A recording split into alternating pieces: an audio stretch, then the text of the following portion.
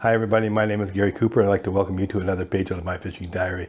Now today we're going to go back to 2006 when I took my stepdaughter and stepson out fishing up at Hakai Pass. I'm very proud of these children. I've been part of their life ever since they were, just grade 1 and grade 2ers basically. And now today they both have degrees. Matt has a degree in engineering and Kara has a degree in kinesiology as well as sports medicine, that took her 7 years to get. And they're very responsible and very great citizens today, adding to our economy. But back then, back in 2006, I wanted to do something special. So what I did is I took them on a fishing trip. And it was up in Hakai Pass, and I had brought my cameras, my camera crew along, and you got to see this because here's a girl, Kara, who has never really fished before. And what is the first fish she catches? Well, you got to check this out. Hakai Pass and the beautiful cliffs at Hakai Beach Resort. This trip also offered me the opportunity to bring along my stepson and stepdaughter, Matt and Kara Obi, and give them the opportunity to fish these salmon-abundant waters. And as you will see, they made the most out of that opportunity. This is my third time that I have shot shows as a guest for the cliffs at Hakai. The first trip, we were rewarded with a 56-pounder on video. The second trip captured a 50 and a 60-pounder. Matt has been playing this fish for close to an hour. Some think that it may be a 50-pounder. This is also a special time for Matt, as he has guided guests to big fish over the last 4 years. Today he is the guest, and the big fish is Matt's first big fish that he gets to fight.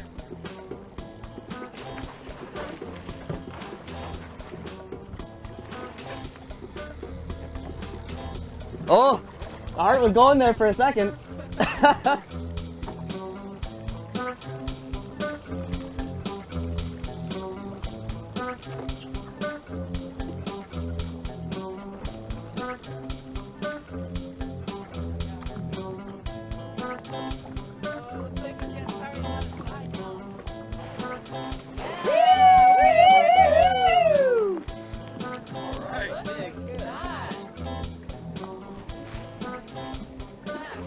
Gotta like that.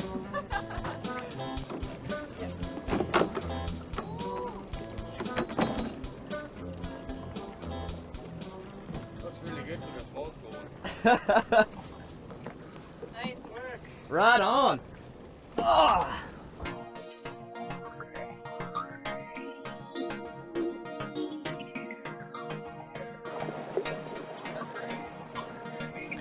Over the course of the afternoon, Matt and Kara's boat has held the hot rods. Earlier, Kara lost a fish at the side of the boat that many believe was bigger than Matt's 42-pounder. Being the good brother that Matt is, he offered the next big strike to Kara. This fish looks as if it could be a 50-pounder. An hour has passed, and Kara is determined to bring the fish to the net. It's all about bragging rights, and the look on Kara's face tells the whole story. I got wet.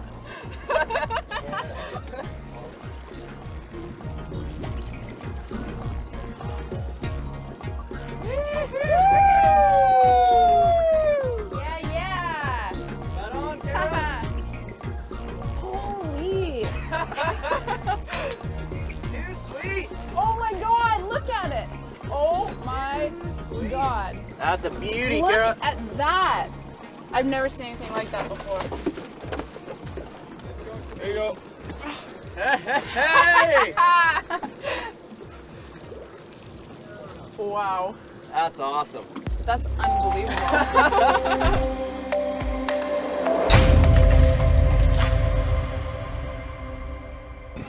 I'm glad you were able to stay with me watching this little video, and I just want to talk about something, and that is that there was a fish in the 40s and a fish in the 50s caught here, and this is back in 2006. And back then we used to keep our fish, and today a lot of people release all their big fish. And as a matter of fact, today we release most of our fish. But I have to say that those fish are really not around very much anymore. Those fish were caught up in Hakai Pass, which is, and we were actually caught them at Spider Island, which is north of Hakai Pass.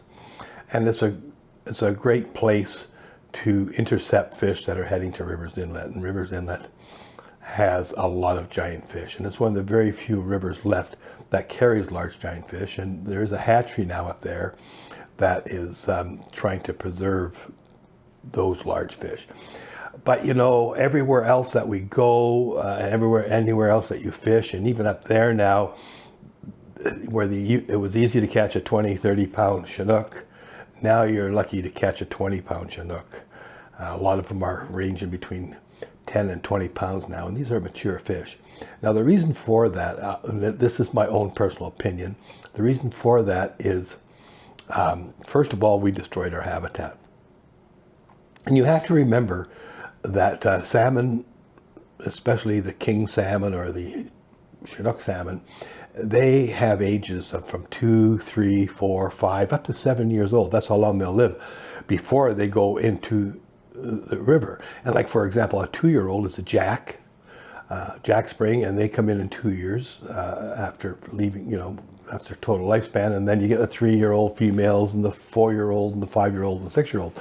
Well, now what's happened is, because we've lost our habitat and because we've relied completely on hatcheries all throughout Washington, Oregon, and up here in Canada to produce fish, what we've done is we've taken out the diversity and of these fish.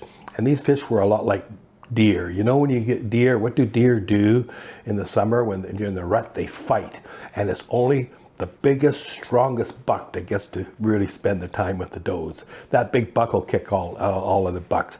And it's the very same with these Chinooks, because in a river, the 2-year-old Chinooks come in first, and they're always males. That's why they call them a jack.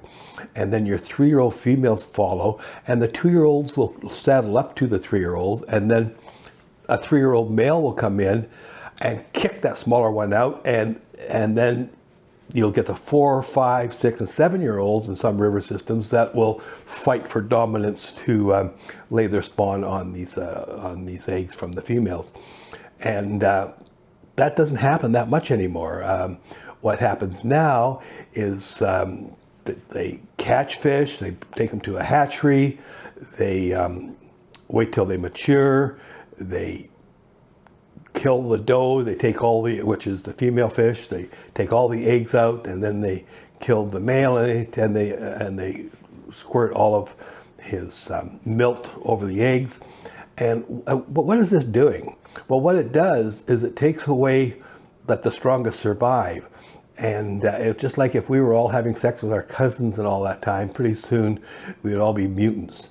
And that's what's happened to a lot of our fish out here now, is a lot of our salmon here on the west coast of North America, is they are no longer have that capability in the river, because most of them are hatchery fish.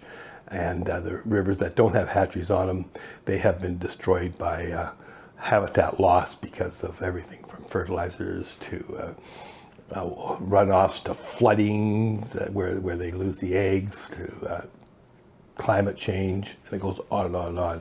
So this has become a real serious problem. And the other big problem that's happened now with our fisheries is it's all political. It's all political. We are spending millions and millions and millions of dollars on hatcheries in North America to feed killer whales. And it's because they say that the killer whales are starving.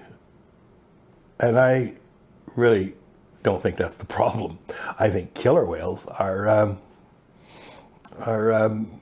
living in very, very polluted waters, and the mother's milk feeds the calf, and the calf is drinking PCBs and poisonous milk, and they're not surviving.